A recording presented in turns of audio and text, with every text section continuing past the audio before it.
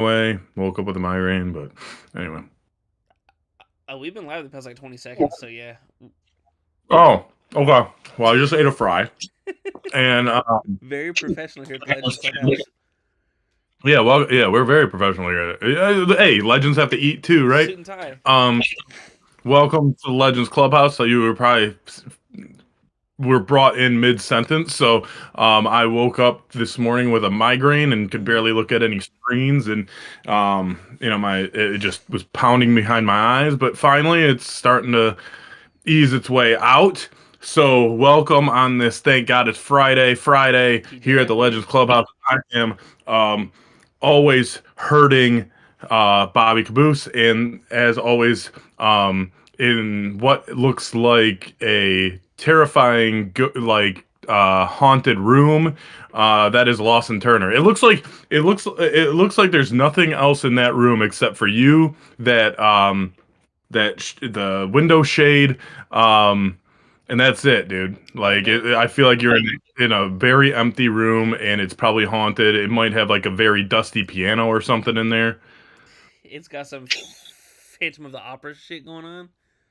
Yeah, dude. Yeah, dude. Yeah, is that the case? No, I it's mean, you're not. looking around like you're expecting to see like something coming out of the walls or something. There's all kinds of shit. Like there's a closet over there, nightstand, TV. Just all kinds of jazz that you would find in a normal room. But it seems like Oh, you're it seems like you're always playing through injury over here. dude, I am, man. I am Mr. Iron Man. I'm Cal Ripken Jr. I'm Brett Favre. I'm, whatever Iron Man you want to put, fucking Robert Downey Jr. Tony Stark. Nice. Just anyone. But so, man, what's been going on the last couple days? I haven't seen you since Friday, um, or Wednesday, whatever Wednesday. day. Dude, I'm so confused right now. What's going on, man? What happened since Wednesday? I mean, d- did we even discuss on Wednesday that like Mike Thomas stepped down? Because that was the day. Because I think he stepped down on Tuesday, and I think we talked about it on Wednesday.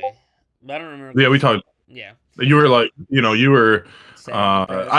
I, yeah, I get you why you don't remember because you were mourning. Yeah, And I told you, hey, I was mourning a couple weeks ago when my Lions got eliminated from the playoffs. But at least they still have a coach and a quarterback. right. And I You, haven't on the either. other hand, are hoping for Charlie Batch, and you're hoping for Matt Patricia. So Matt, Matt Patricia. as far as coaching availability, right? I think there's like 9 coaching jobs available. There's now The 8 Steelers with Harbaugh. have to be the worst, Huh? right? The Steelers have to be the worst job available, right? I mean, you don't want to be in that organization. That organization sucks. They haven't done shit in like what 2 decades or something, 1 decade. Like you don't want a team that just loses every year in the playoffs, right? No. I mean, why wouldn't you want to go to a destination like, I mean, if Detroit was available, why wouldn't you want to go to a destination like Detroit where they have a winning program historically in the last 2 years? Or, why wouldn't you want to go to the Browns where you have 7 different quarterbacks you can choose from? It seems like everybody's got options. I don't know. So, but hey, man. So Wednesday, after the show, Mm. I had to get ready and go over to the girlfriend's parents' house. Right, we were gonna spend a couple days over there. They were due to go up north, but dude, we got fucking snowmageddon. It's fucking it bombarded us, man. Like Bombarded. every single weather person was like, "Yeah, we're just gonna get a dusting. It's what they called a salt only event or something, industry terms, where they were only gonna put the salt down. They didn't think, they expected like, less than an inch. Every weatherman. Dude, we end up probably with 6 or 7 inches of snow. It was like a fucking blizzard. The roads were fucking crazy. Schools got canceled. There's ice everywhere. It's fucking winter wonderland outside. And not one fucking weatherman could tell us that this was going to happen. So, on the radio, jokingly, yesterday, I guess one the local weatherman went on Facebook and he's like, "Sorry guys, we got this one wrong," and they started reading the comments on the radio, which were like, "Thanks a lot, weather boy," and things of that nature, but which were pretty entertaining to listen to. But yeah, man, we It's are always there's a snow out there right now. it's always funny when like the weather news reporter or whoever gets the weather wrong, because it's like, dude, I can only like read whatever the Doppler radar so well. It's like, oh, I'm expecting either a little bit of rain or a little bit of snow, and then it's a monsoon or a fucking avalanche of snow. It's just like, Yeah. oh, my bad. And usually around here, it's the other way around. It's like, oh man, we're gonna get like 8 feet. 76 inches of snow, and then like you see one flake, and you're like, oh man, that's great. Like, good job, way to predict that. So, Definitely. um, but yeah, that's what we've been dealing with. The girlfriend's parents were supposed to go up north this weekend. We were gonna, house sit a little bit, make sure the trash got out, and what would have been, is typically just over a 4 hour drive would have probably take them 8 or 9 hours with the weather.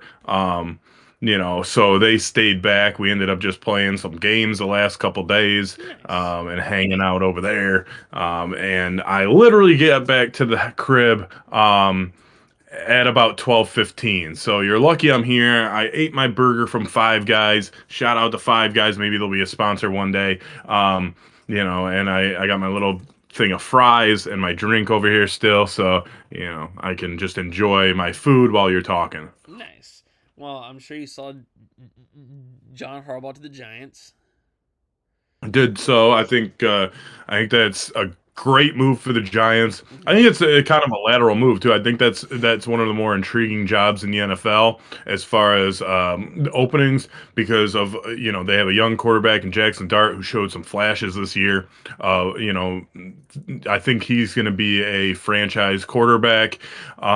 They have Cam Scatabo who just let's just call it what it is, a tough white kid, a running back. You don't see white running backs very often, and when they do, they have to be tough and hard nosed, and that dude is. I feel like he would run through a brick wall for his team. And then you have Malik Neighbors, who's a nice young receiver, and a pretty complimentary defense. Hmm. With Thibodeau, and I believe they still have Brian Burns and a couple other nice pieces. So John Harbaugh, it might not take very long for him to turn that Giants organization around. That's what I think too. Like the expectations, like more often than not, whenever you see like a first time hire, it's like, okay, we need to wait and let him bring in his own players and staff. It's like, no, it's I don't think this is a 2 year rebuild until they're ready to contend for the division. Mhm. With as much turmoil that goes on with the Eagles, that it seems like on a yearly basis, and the Cowboys roster being up and down, and Washington regressing by the day, by the game, there's no reason why this team can't go and win 19 games next year and contend for the division. Like 100%. you have arguably the best defensive line in the league. You mentioned like Kayvon Thibodeau, super nice edge rusher. Brian Burns, who was second in the league in sacks, and then big Dexter Lawrence, sexy Dexy in the middle of your defensive line. Um, I yeah, and another thing that we didn't even bring up, they have the fifth pick in the draft, and Yeah. and the fifth pick, it's kind of a sweet spot where it's not going to take if John Harbaugh is in love with somebody like Caleb Downs. It's not going to take a plethora. It's not going to take like a king's ransom of picks to move up, two, 3 spots. More Mhm. often than not, you see a boatload of picks, being shipped out. If you want to jump from 8 to 2 or 9 to 1, something like that. But going from 5 to 2 or 5 to 3, because we know Mhm. Mendoza's going number 1. Yeah. So you don't need to go from 5 to 1. But if you think Caleb Downs is not going to get past 3, it's not really going to take much to go from 5 to 3. Well, too, I think the Jets have the number two pick. Are Yep. they going to pick a quarterback? I know this year's quarterback class was going to be somewhat historic, I think. But now a lot of the guys are returning back to college, so Mm-hmm. maybe next year's draft. I mean, it sucks for the Jets, but the Jets do have 5 first-round picks in the next 2 years, so I'm sure that they'll get their guy plus some. But yeah, with the Giants at number 5, I mean, I don't know. I don't know the Giants roster in and out, so I'm not sure, what their team needs are. I'm not Mel Kiper, and I don't pretend to be because, half the shit that he says doesn't come to fruition anyway. But anyway, if the Giants are looking for, I would think that they'd probably be looking for some offensive linemen at number 5 to Mm-hmm. protect their young quarterback. I mean, you can get a left tackle, you can get a right tackle at that point. Or, I know guards usually don't go that high in the draft. You can always move back and get some draft capital. Because we both mentioned, like, they have a nice little roster right there. And, they kind of underachieved with this team. I know they tried to bring Russ in to, kind of start the season and possibly mentor their young quarterback. But Jackson Dart proved in the games that he played, man, that he belongs in the NFL, Mm-hmm. and with more experience and a better scheme and probably more protection. He can be pretty good in this league. So I don't think they're far off. Like you said, Jerry Jones is going to Jerry Jones in Dallas. I feel like Dallas is now the 1990s Detroit Lions, where they make the playoffs every other year because they're the beneficiary of a bad schedule every other year, or they'll play the third or fourth place schedule every Mm-hmm. other year, so then they benefit, then they lose, so it's like an every other year thing for them. Yeah. Washington, like you said, it almost seems like last year was a fluke now, and the Commanders kind of came back to reality. Plus, if I'm not mistaken, they have a young, not so young quarterback. He's already 26 or something, going into his second year, 27, going into his third year next year, and the Eagles, I feel like the Eagles reign on top. I mean, it wasn't short like leprechauns, but it was up there for a while. I think Mm-hmm. they're going to be decreasing a little bit. I don't know what's up with Jalen Hurts. Is he the guy? He's been pretty efficient the last couple of years, obviously winning a Super Bowl, but this year it seemed like he took a major step back. But I mean, as far as talent wise, the Eagles have it. They just, Can't need put it to, together.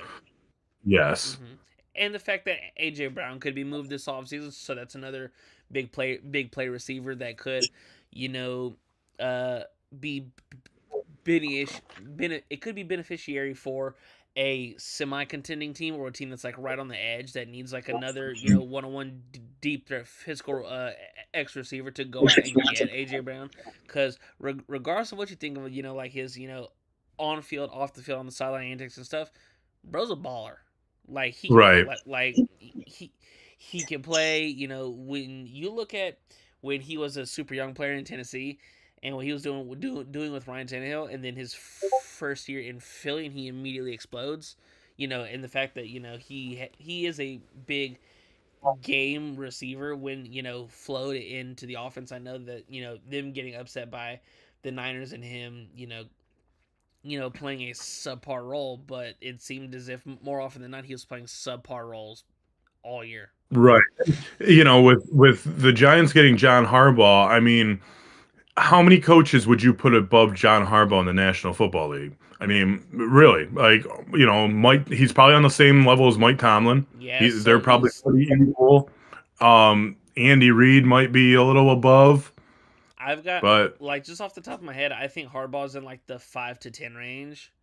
Like, mhm, he's the gap between the best head coach and number 10 is not it's not like the Grand Canyon gap, but I think from 10 to 15 that's where your giant gap is. Like, whoever you think's the like, best coach in what above Harbaugh? I would put in, okay, this is not in one to whatever order. Any order. Yeah. Yeah. Andy Reid, Shanahan, I think Tomlin, but Tomlin's not coaching right now. I would put McVay. I would put.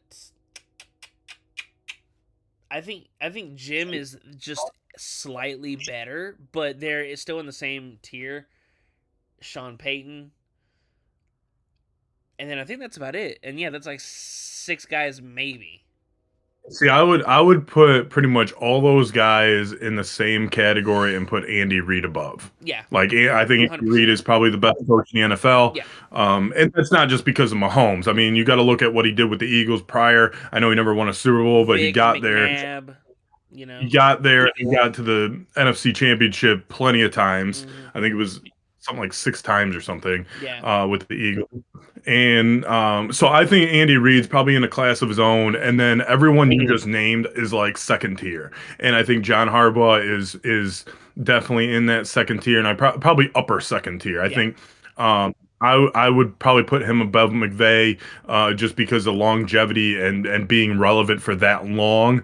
Um, McVay would still have to have like 10 years of good football just to meet him. Yeah. Tomlin, I think him and Tomlin are pretty equal. I think those two are probably number 2 and 3 in the league as far as coaching because, I mean, you would be probably the first one to admit it that Mike Tomlin did a lot with sometimes very little on his roster. Dude, When just you're look at the trotting Mason quarterbacks. Rudolph out there, you know, there's only so much you can do when you don't have a franchise quarterback since Big Ben retired, and everyone that they bring in either doesn't succeed or they are right around 500 with, let's face it, probably not the best roster. But Mike Tomlin was the guy that was able to get them at least to be relevant, right? So, If uh-huh. that maybe they weren't a contender, but they were relevant. The thing with Tomlin is he squeezed every, ounce of juice out of that lemon for so long that fans started to, in my opinion, they started to just be like, okay, well, we're, and I said this for so long to my friends, and they're like, I'm like, the Steelers, they're in the worst spot to be at in the NFL. They're not gonna have to Mhm. contend for Super Bowl, but they don't suck enough to get a top five pick and kind of reboot or reset. So like when you Right. when you're winning and making the playoffs with Mitchell Trubisky, Kenny Pickett, then you've Mason got Rudolph. Mason Rudolph, what's left of Russell Wilson, Justin Fields. Hell, just look at the year Big Ben got hurt and popped his elbow. We traded our first round draft pick for Minka Fitzpatrick. Now, I ended up, working because Minka's a baller. But, like, look at that year. It was Mason Rudolph's rookie year. Then it was Devlin Duck Hodges for like 4 games, and I think he went 3-1 in that stretch. And it's just like, dude, at a certain point, you just run out of guys. Right. It's similar to we talked on I think Monday we touched on a little bit of puck, Yeah, with Sergei Fedorov getting his number retired, and we don't talk hockey and much here. Neither of us really are the hockey elite that pay attention all the time. But the Red Wings had a 25-year playoff streak, yeah, consecutive. I mean, a half a century. But the last, say probably 6 to 8 years, it was like, okay, like you're making the playoffs as like a 7 or 8 seed. You don't really have a chance, but you're keeping the streak alive. Would you rather have the streak alive or to get a higher, in the draft pick pool yeah. or whatever, and you're kind of just stagnant. The Pittsburgh Steelers have a lot of similarities to where, they're making the playoffs, but do they have a legit shot to even get out of the first round? Hmm.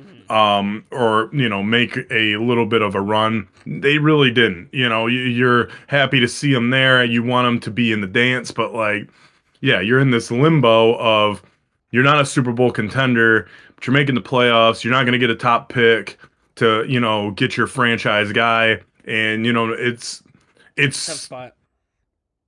it's a tough spot because it's rare to have Patrick Mahomes be, the third or fourth quarterback taken off the board in that area where the Pittsburgh Steelers would be picking and Hmm. get your guy. Aaron Rodgers, kind of the same thing, picked I think number 25. It's not it's rare, unless and when you're making the playoffs like that, are you going to spend your first round pick on a quarterback knowing that you just made the playoffs with, whoever Whoever, is yeah, behind? So, it's tough. yeah. Mm, Yeah, especially because like with their case, you didn't have Big Ben, or you didn't have a long-standing franchise quarterback where if you even did draft a quarterback in the first round, there's no one to mentor him, there's no one to, for him to shadow. You're probably gonna stick him into the fire, week 3 or week 4, and there you go, it's your team. I'm not Figure saying it out. I'm not. You're 100% right, and I'm not saying that Kenny Pickett would have been like a franchise guy, but like the year we drafted him, the quarterback to start the year was Mitchell Trubisky, and Yeah. listen, Mitchell Trubisky, he is what he is, but it's like, yeah, you don't have that upper echelon guy that's going to say, okay, kid, here's how you learn, here are the ropes, here's how you need to, not saying tell him word for word, hey, do do as I do, not as I say, to kind of just Right. watch how I operate. But yeah, dude, I'm super. I am ecstatic as a Steelers fan because it's kind of a weird time, but I'm super excited for the future and to see who we eventually bring in and how the team looks moving forward.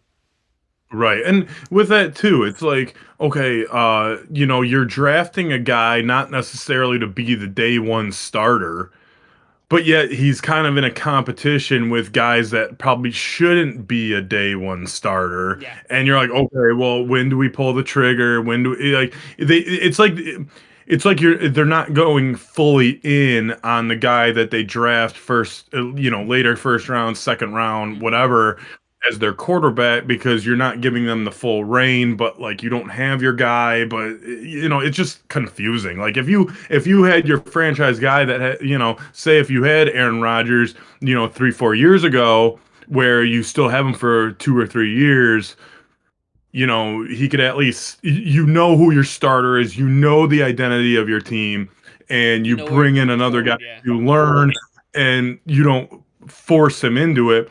But some guys, for example, the guy that I'm looking at a gift from is Caleb Williams. I mean, certain guys you can, if you draft them, you have to stick them in there, day one, and this is your team. But when you get that confusion, and whether it's a quarterback competition with a guy that, you know if I was drafted 17 overall by the Steelers as a quarterback, and Mason Rudolph is my competition, and he gets to start over me, like, this guy sucks, dude. I've seen him play. Like, how's he starting over me? yeah. You brought me in to be the guy. Like, let me be the guy. Or, bring me in under a veteran and let me learn. Like, this in between where you're like, okay, like the Browns. The Browns, I think that's the reason why none of their quarterbacks fucking work out, because they don't just give them the keys day one, but they want them to get them in this competition. And you're like, you wasted a draft pick on me,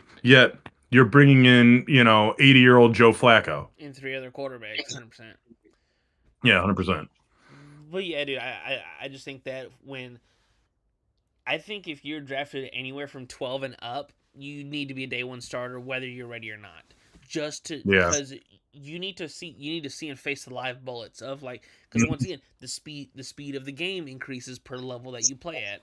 So, Right. but I feel like yeah that 13 to 15 and down, it's okay. Can he sit for a year, 2 or 3, and figure it out? Kind of like a la look what Jordan Love had to do the first couple years. He sat behind and watched Aaron Rodgers win back-to-back MVPs, and I was like, "Damn, dude, Yeah. am I just gonna sit here and learn for 3 years?" And yeah, you are. And now look at him. Right. Right. And you not only learn the game, at a professional level, but it allows your body to get more mature. Mm-hmm. You can work out, there's a lot of things that you can do as far as physically that even sitting on the bench for 2 or 3 years, you're going to become stronger, you're going to be more knowledgeable of the game. It could just work out that way, but because we've seen it with like Bryce Young. I mean, he finally started putting things together this year, and what, this is his third year. Mm-hmm. So you have guys that come like right out of college, like C.J. Stroud, and blow the NFL away, and then the second year they have their little slump, and he hasn't really been the same since his rookie year. Or you have a different trajectory where Bryce Young, everyone thought he was going to be a bust, and this year he probably had his best year, led the Panthers to a playoff appearance, even though they were a game under 500, but they're at least improving, and they're the beneficiary of being in a shitty division.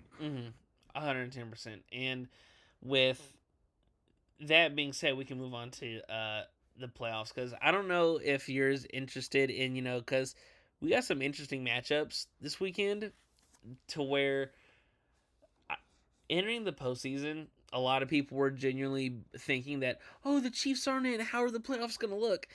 And the playoffs have Hmm. been awesome. Like I mean, I think I think those people were just Taylor Swift fans, and they were like, how am I going to tune into football without seeing Taylor?"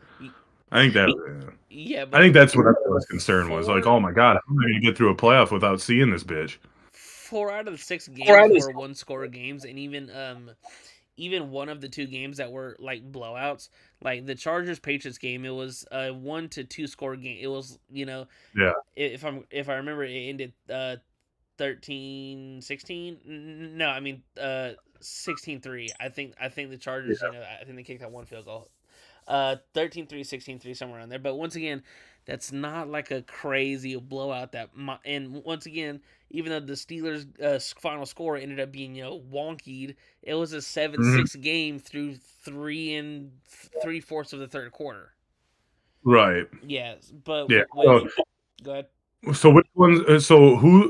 What are the matchups this weekend? Because I know who's in it, but I don't know who's playing who. So the first game tomorrow afternoon, it is the Bills going to Denver. That game's going to be interesting because I don't know if you kept up with the Bills injury report or not, but they only have 3 healthy receivers going to Denver, which that's not you know a recipe for success. But you have Josh Allen, Yep. and so that to me is like your biggest buffer. It's like the Broncos have the better roster, the best defense, arguably the best defense in the league. But you have second year quarterback Bo Nix, first time in the postseason. We don't know how he's going to act, and Josh Allen is a proven playoff performer. So, Hmm. Yeah, I think if the Bills win this, I mean it's not this isn't fucking crazy because what is there? There's only 4 teams left in the AFC. yeah, If the Bills win, they're going to be representing the AFC in the Super Bowl, I think, and I think they have a legit shot at winning. yeah, Um, Josh Allen, I think last week against the Jags, proved he proved how bad he wants this Super Bowl, and I think he also proved that he knows that this is probably the easiest path to the Super Bowl that he's ever going to get mm-hmm. without R. Jackson and Mahomes being in the playoffs. Um, that being said, I don't think Buffalo is going to win this game. You just mentioned they have only 3 active receivers. There's only so much Superman can do. Again, besides the Texans, the Broncos may have the best defense in the league. Yeah, I'm a Bo Nix guy. I thought he was going to be the best quarterback out of that draft class last year. Um, and I think they have a legit shot at making a serious run. mm-hmm. The problem I think is always is that week off. Sometimes during the regular season I think buys are great. During the playoffs, I think buys can really hurt a team because they start getting relaxed. That one week off of just not playing football, your timing and everything can be slightly off, and it could cost you. Um, and Buffalo's been rolling. I mean, they made a huge comeback last week against the Jags, and it's gonna be an interesting game, and I think actually this game is probably the most interesting to me Mm-hmm. for the whole weekend. I'm right there with you because like when it came out that it was the Bills and the Jags in round one, I was like, I think the winner of that game will represent the AFC in the Super Bowl. Now with Josh Allen finally getting the monkey off his back and winning a road game, because obviously, winning regular season games takes a skill. Winning playoff Hmm. games takes a skill. Winning road playoff games is something completely different, and that was one of the reasons why I thought Pittsburgh had a really good shot against a mean Texans defense, because the Texans as a franchise haven't won a road playoff game, and it's just a different environment. And Yeah. with Josh Allen going to Mile High, and Mile High is one of the very few NFL stadiums that have the college feel to it, Hmm. and it's tough. I think the Broncos are going to win, just solely because at a certain point you can only do so much.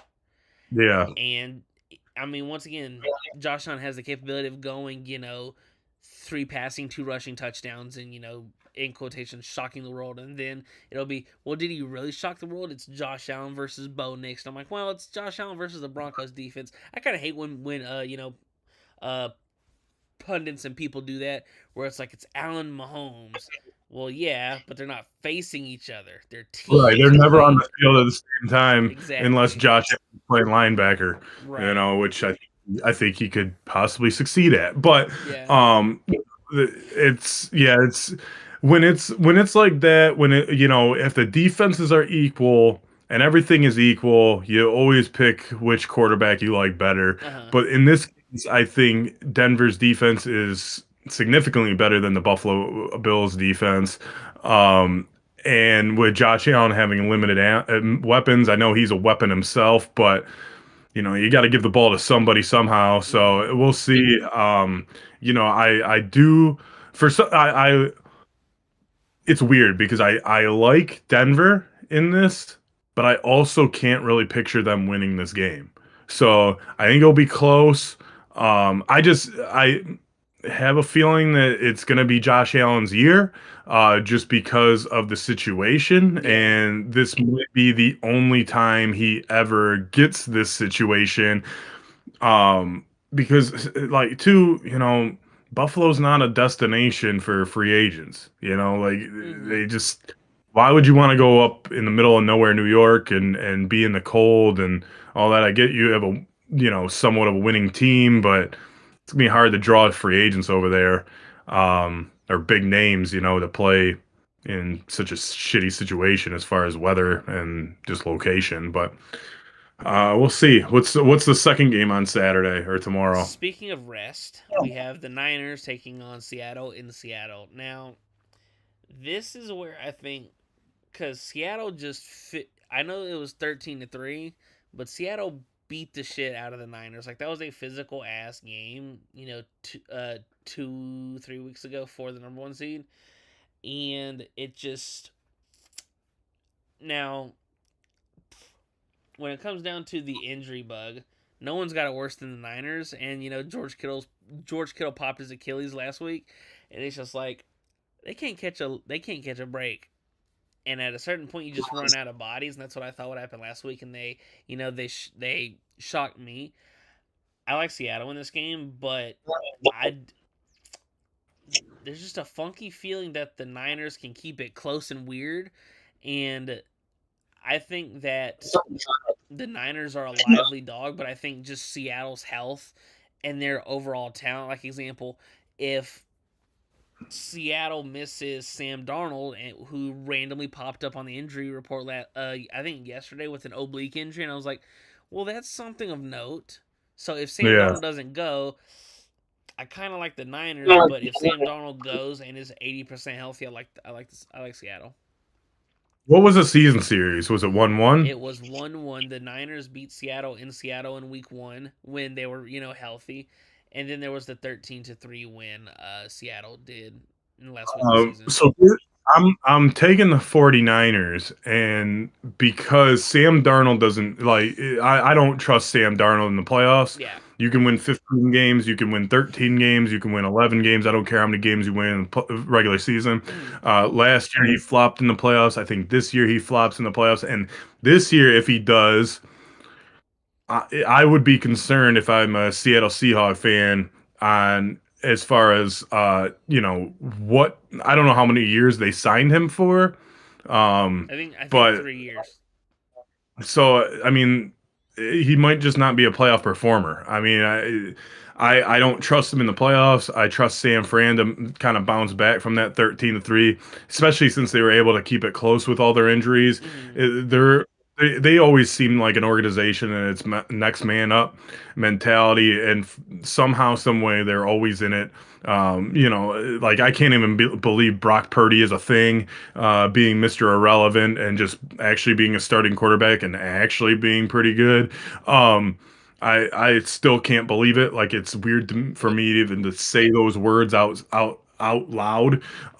But with Sam Darnold, I mean, I just like I said, I don't trust him. He should have, he was close to being the number one seed last year, number one seed this year. And I think San Fran shows up. I think it's a close game, but I think San Fran wins by, a touchdown. That would be so crazy, just purely based off of, like, you lose Nick Bosa, you lose Fred Warner, you lose their backups, you lose your starting DBs, you lose your starting DBs backups, and it's just like the job that Robert Saleh has done with this defensive group is just insane.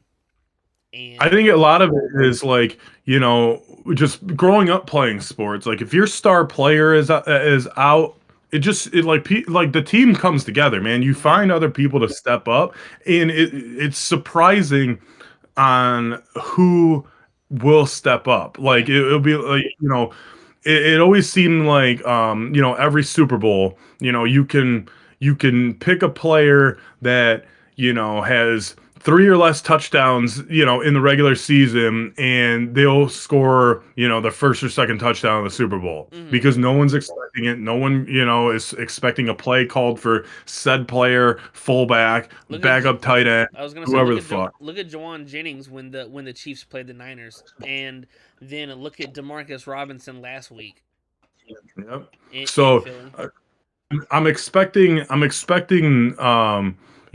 Seattle to kind of come out overly confident, the 49ers to kind of punch them in the face, and Seattle almost realizing a little too late that they're in a ball game Hmm. and not being able to come through. So give me the 49ers, and then we go on to Sunday with two games, right? Yeah, the first game, the Houston Texans traveling to New England. This game is gonna be just funky because that New England offense didn't really get going until like late in the game last week. But Houston kind of has no offense, and I'm not a CJ Stroud guy. Um, Right. However, their defense is almost a perfect defense because everybody hits, everybody tackles. It's kind of like Seattle's defense, but just I think the Daniil Hunter and Will Anderson pass rushing duo is legit, and I think New England squeaks by and wins by a late field goal just because I trust, and I've said this before, if the strengths of the opposing teams, if they wash, like if they wash and wipe each other out, it is okay. Well, what's the opposing team's thing? So like New England's offense and Texans defense, they're the strengths of their team, so they wash. And I Hmm. like New England's defense better than I do Houston's offense, especially without Nico Collins and I think Xavier Hutchinson. So this Texans defense kind of reminds me of the early, like I think it might have been the 2000 2001 Baltimore Ravens. Yeah, the 2000 Uh, Ravens. yeah, where their defense was historically good. They led them to the Super Bowl and ended up crushing the Giants. Mm-hmm. With Trent Dilfer of all people as at quarterback. With the Texans, is Drake May still the front runner for MVP? I don't know between him and Stafford. Let me check. Cause I know they were 1 and 2, basically all year. Right. I think if, I know it's the regular season MVP award, but I think if Drake May is able to look good against this Texans defense, I think it will solidify him the MVP. Mm-hmm. Um, this game's interesting because, like you said, it's a good offense, good defense. The Patriots defense probably a little bit better than the Texans offense. Um, but it's going to be a real test for a young QB to play the probably the best defense in the league with the Texans. I know they're at home. I think if the I feel like if New England went to Houston, Houston would probably win.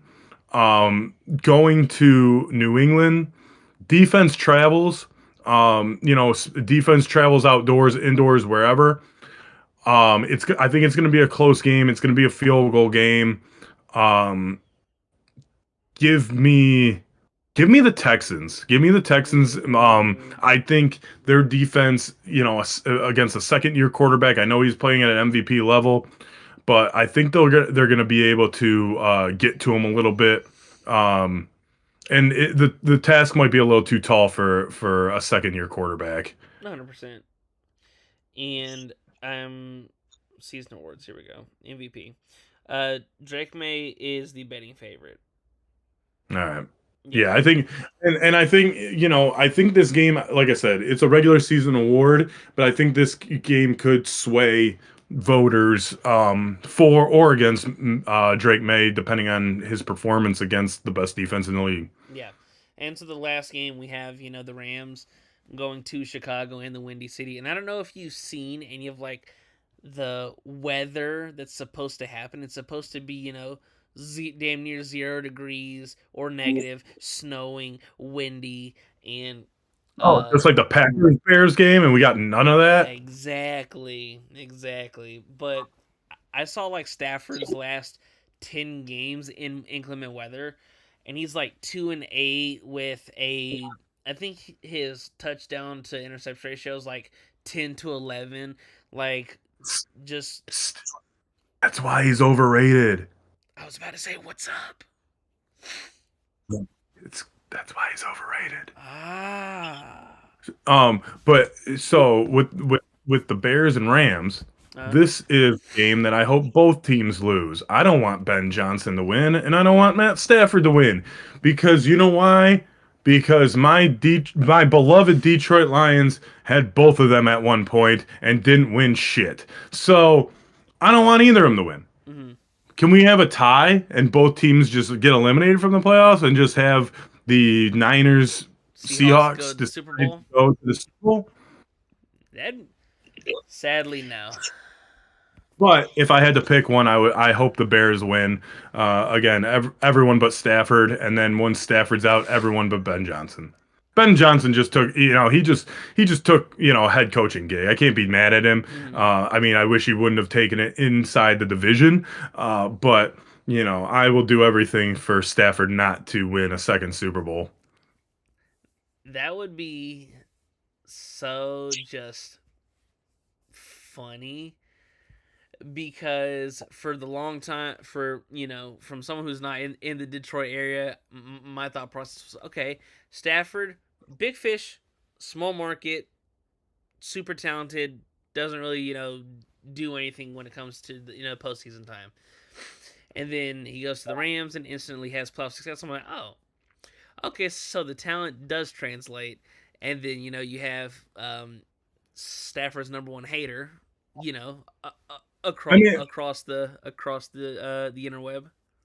I'm just saying the Super Bowl that he won, I think 20 of the 32, at least 20 of the 32 starting quarterbacks in the league could have won that Super Bowl. Yeah. That team was so stacked, it wasn't because of Stafford that they won.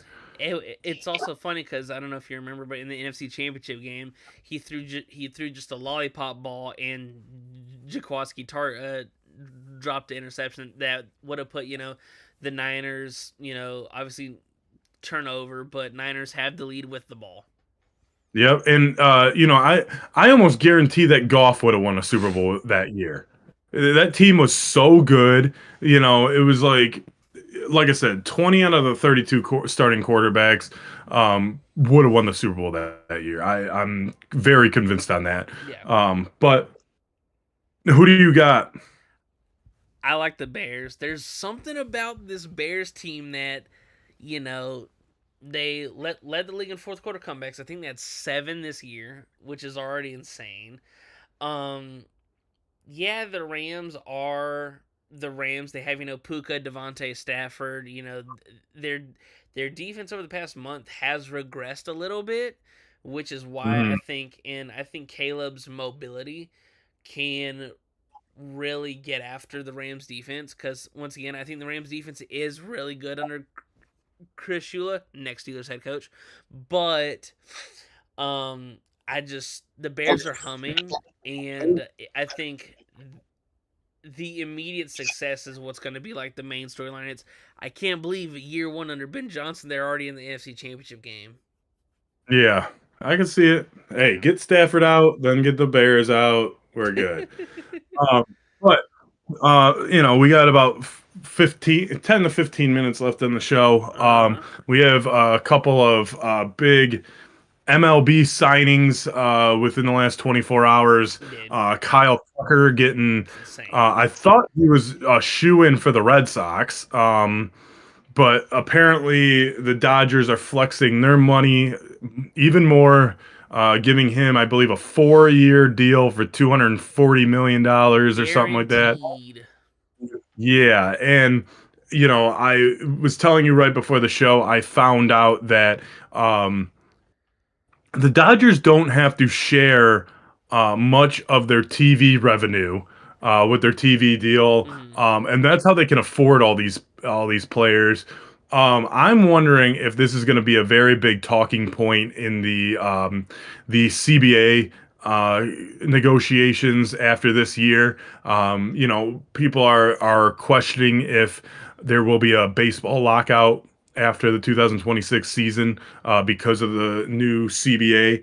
And I would have to think that Major League Baseball has to step in and somehow some way be like, hey man, you can't spend all this fucking money and we need to make it more competitive because the Dodgers are about to win the third straight World Series. There's no doubt in my mind that they're not gonna win. Baseball's fluky. I get it. And Mm-hmm. the best teams in the league still lose 60 games a season. Yeah. This team is so fucking stacked. It's really not fair. I think they paid more in luxury tax than like half the league has as a salary total for their Yeah. team. Uh, but yeah, man, the rich get richer. I saw I saw someone tweet out that it's crazy that Kyle Tucker's getting $60 million a year, and he's like not even a top 15 player. And I'm Yeah. like, well, when you got the money, and he was the hot free agent, and Mhm. I still think when because obviously they're not missing the playoffs. Come playoff time, Kike Hernandez has to be somewhere in the lineup. Like, Yeah. that bro's a bona fide playoff baller. And am I saying Kyle Tucker's gonna go DH? Maybe, because Kike has to play. I mean, it's him and Teoscar Hernandez, man. He's a playoff baller too. Dude, for Uh, real. you know, 1 through 7 in their lineup, 1 through 8 is it's like Murderers Row 2.0, Dude, and nuts. who the hell are you gonna pitch to?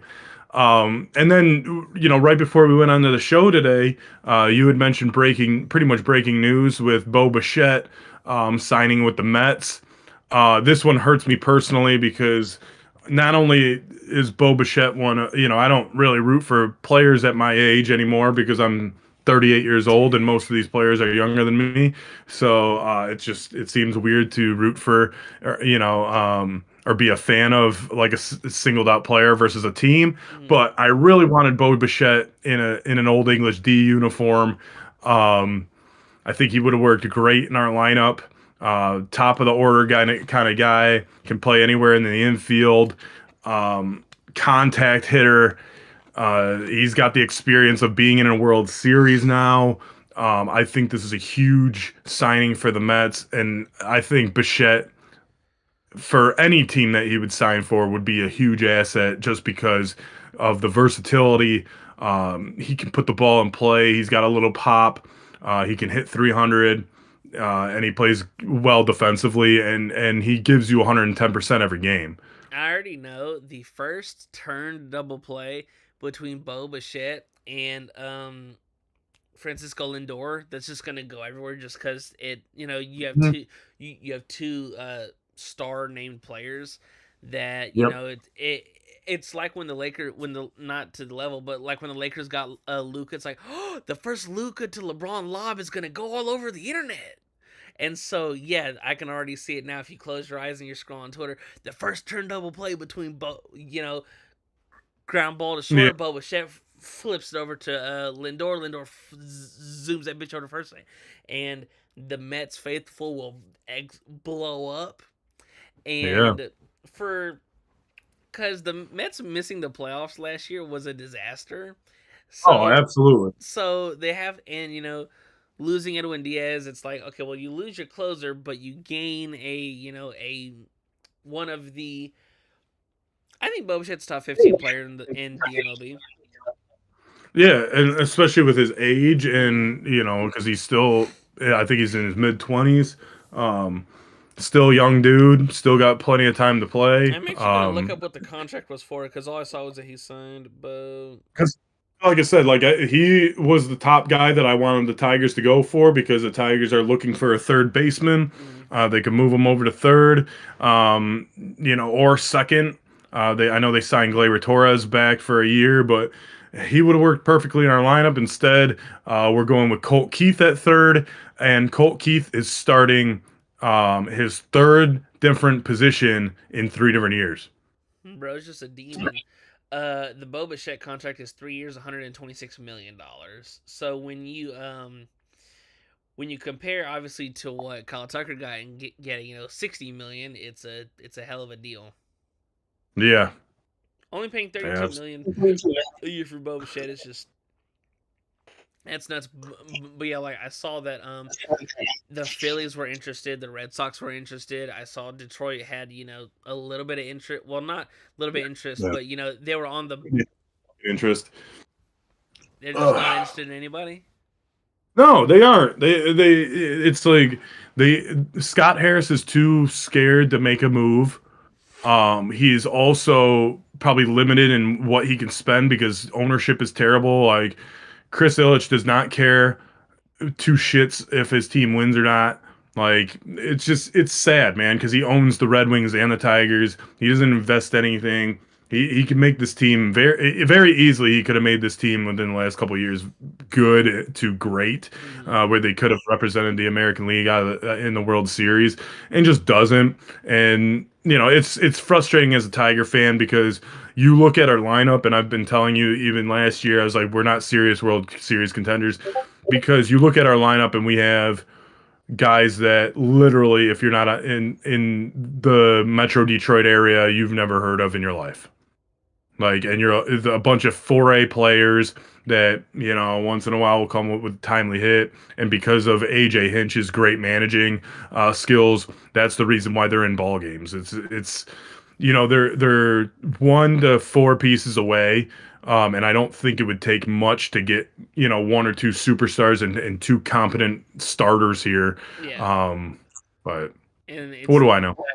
but what do I know? And then Well, paying Javier Baez to play center field. there's the dark cloud of what's up with Scooble's future that I think could not follow the team like obviously could be deeply, but until that's resolved, that's the elephant in the room. It's like, okay, Right. we have the best pitcher in the world who this might be his last year, so you know. Yeah, and the Tigers really, like, it does seem like someone brought this up locally. Um, it does seem that ownership and the front office is almost expecting a lockout after this year, Mhm. and that's why they're not doing anything. It's very strange. They have a lot of like 1 year deals or guys with expiring contracts coming up, and it's a weird approach. Um, so we'll see. I feel But I feel too like in baseball because there's no salary cap, expiring contracts kind of don't mean is like you look at the NBA. That's really where you not want expiring contracts, but that's where cut I'd trade for two, three guys out on expiring deals. Right after the year, I have all this salary cap to try and go and throw out a big superstar or whoever's the best available. And in baseball, yeah, expiring deals are, and in football, kind of the same. Like, expiring deals are cool, but like in baseball, there's no salary cap, so you literally can just go and sign whoever to whatever contract you want. Right. In baseball, instead of looking at it as like an expiring deal, you kind of look at it as a prove it deal. Yeah. And like the Tigers have been, and I don't know if a lot of teams do this. Well, again, I pay attention to Detroit sports more than other cities, Right. especially when it comes to baseball. But when I don't know if this is a strategy of a lot of organizations, but for the last couple of years, or as kind of as long as I remember, because this has been going on for at least 5 or 6 years, True. um, a lot of deals that the Tigers will make are 1 year deals to veteran guys, and it's like, okay, if we're in contention at the trade deadline, that's great, but we also have these veteran guys that we signed for a year that we can just flip at the deadline for prospects or whoever, and that seems like to be their formula. And guess what? It's not working because we haven't gotten a championship since 1984. So and haven't been to the World Series since 2012. So maybe try a different strategy. Maybe you know Maybe. bring in a known guy for a few years. Not Javi Baez, not Eduardo Rodriguez or whatever the hell his name was. Is there any You chance that we see Max Clark, make more of an appearance this year? Possibly. I wouldn't be surprised if he got called up in around June or July, especially because like I said, man, we've gone back to back AL DSs.